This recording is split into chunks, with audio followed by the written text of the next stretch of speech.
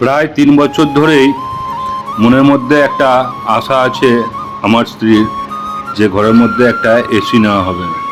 তো আজকে আমি বেরিয়ে পড়লাম, আমি আমার বউ আর আমার ছেলে মিলে 3 জনা মিলে এসি নেওয়ার জন্য বেরিয়ে পড়লাম। আর যা গরম পড়েছে সেই জন্য আমরা আজকে চলে গেলাম বেনাচিটিতে।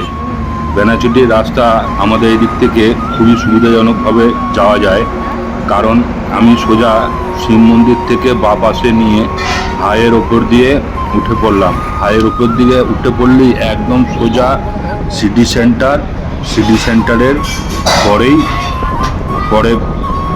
গান্ধী মোড়ের পরেই একদম চলে যাই আমরা বেনাচিটিতে। তো বেনাচিটিতে যাওয়ার সময় বউয়ের সঙ্গে আর ছেলের সঙ্গে গল্প করতে করতে আমরা অনেকটা সময় কাটিয়েই বেনাচিটিতে পৌঁছে গেলাম। গাইস, আমরা এখন বেনাচিটি বাজারে চলে এসেছি এসি কিনতে। আর কোথায় এসেছি দেখো, গ্রেট ইস্টার্নে এসেছি।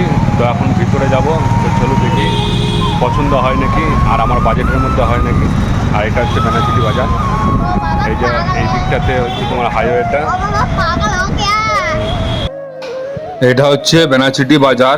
ভিড়িঙ্গি মোড়ের সোজা হাইওয়ে, সোজা ডান দিকে মোড়ে গেলে ভিড়িঙ্গি মোড়। ভিড়িঙ্গি মোড় থেকে একটু এগিয়ে এলেই ডান হাতে কিন্তু গ্রেট ইস্টার্ন। এই যে এখানে ইলেকট্রিকের সমস্ত কিছু জিনিসপত্র পাওয়া যায়, ফ্রিজ, এসি, আরও অনেক রকমের জিনিস আছে, মাইক্রো ওভেন, অনেক কিছু জিনিস আমরা ভিতরে ঢুকে দেখেছি। তো চলুন আমি আপনাদের সামনে সমস্ত ভিডিওটা শেয়ার করছি। গ্রেট ইস্টার্নের ভিতরে আমরা 3 জনা মিলে ঢুকে পড়লাম। ঢুকে পড়ার সঙ্গে সঙ্গেই ওইখানে সমস্ত লোক আছে যে আমাদের কোন জিনিসটা নেওয়ার ইচ্ছা। তো যাওয়ার সঙ্গে সঙ্গে জিজ্ঞেস করলো যে আপনারা কি নেবেন। তা আমি বললাম যে এসি দেখতে এসেছি, যদি পছন্দ হয় তাহলে নেবো, আর কেমন কি রেঞ্জের মধ্যে আছে সমস্তটা দেখান। তো এখানে বিভিন্ন ধরনের কোম্পানি ছিল, যেমন ব্লু স্টার ছিল, হায়ার ছিল, ডাইকিন ছিল, ভোল্টাস ছিল। তো অনেকগুলো দেখার পরে তা আমার ভোল্টাসটাই পছন্দ হলো। আর এর মধ্যে কি কি কনফিগারেশন আছে সমস্তটাই আমি জিজ্ঞেস করে নিলাম। আর এখানে আরও অনেকেই কিন্তু এসেছে, মানে অনেক জিনিস কিনতে। এসিও অনেকজনা কিনতে এসেছে। তো এখানে অনেক কাস্টমার কিন্তু এই দোকানটার বেশ ভালো মতো সেলিং আছে। এই যে কত রকমের এসি আপনারা দেখতে পাচ্ছেন, অনেক রকমের এসি।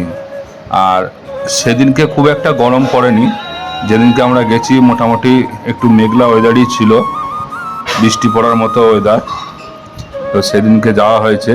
আর এদিকে এসি দেখার সঙ্গে সঙ্গে বউ একটা ফ্রিজও দেখলাম, বউয়ের খুব পছন্দ হয়েছে, কিন্তু আমাদের বাজেটের মধ্যে এখন সম্ভব হবে না বলে আমরা সেটা নিতে পারিনি।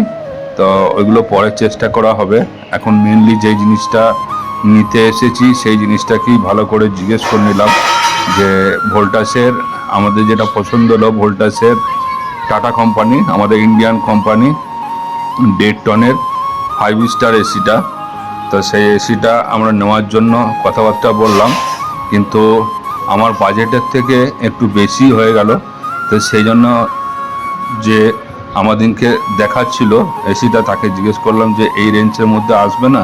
তো অনেকক্ষণ ধরেই চেষ্টা করে পরে খুব একটা বেশি কিন্তু কমাতে পারিনি, কারণ ওদের মধ্যে সেট আপ আছে যে ওই রেঞ্জের নিচে নাকি দেওয়া যাবে না। যাই হোক, ওটা আমার জানা নেই।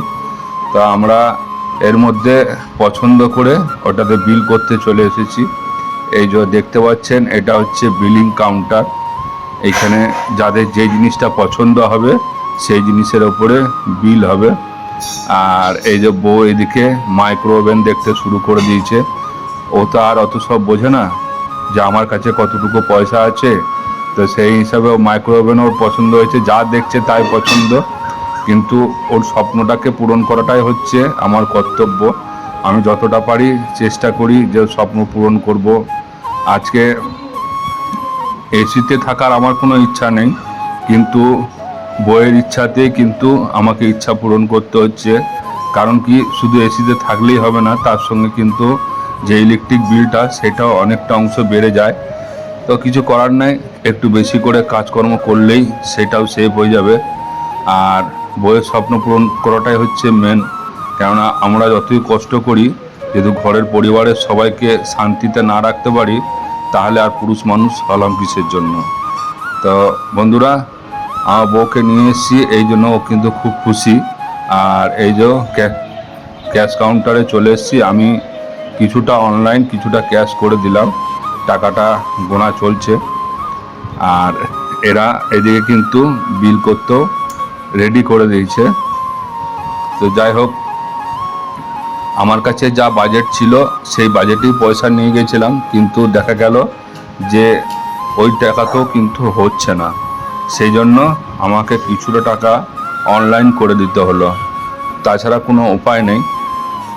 একটু কিছু সেভিং করা ছিল অনলাইনে, সেই সেভিংসটাকেও কিন্তু আমাকে এসি কিনতে গিয়ে শেষ করতে হলো।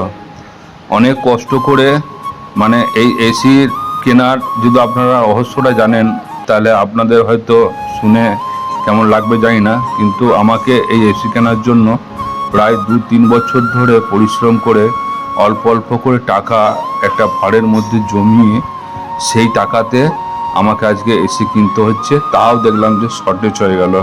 কিন্তু যাই হোক, আমার বইয়ের স্বপ্নটা পূরণ হলো, এইটাতেই আমার স্বপ্ন, মানে আমারও স্বপ্ন পূরণ হলো, এটাতেই আমি শান্তি। তো এই যে সেকেন্ড যে এসিটা দেখছেন, এই এসিটা কিন্তু আমরা আজকে নিয়ে নিলাম। আর এইখানে যে সিস্টেমটা হচ্ছে, এই সিস্টেমটা মানে আজকে নিলে, আজকে প্রায় আমরা রাত 9:30 নাগাদ গিয়েছিলাম।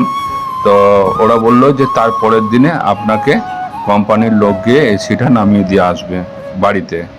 তা আমরা ওখান থেকে এসি পছন্দ করে বউকেও প্রথমে জিজ্ঞেস করে নিলাম যে দেখো ঠিক